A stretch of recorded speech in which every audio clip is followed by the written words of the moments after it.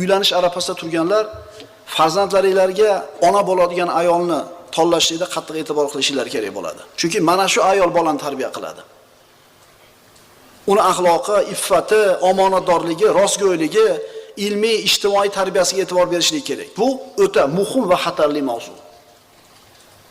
Kunlarning birida deydi Qosim ibn Muhammad bizga oppoq kiyimlarni kiydirdi. So'ngra meni bir tizzasiga, singlimni esa ikkinchi tizzasiga o'tkazdi. Amakim Abdurrahmonni chaqirgan ekan. U kirgach unga salom berdi-da, so'ngra aytdi. Endi ukasiga gapiryapti. Allohga hamd aytdi, Oysha onamiz, payg'ambarimizga salovat aytdi.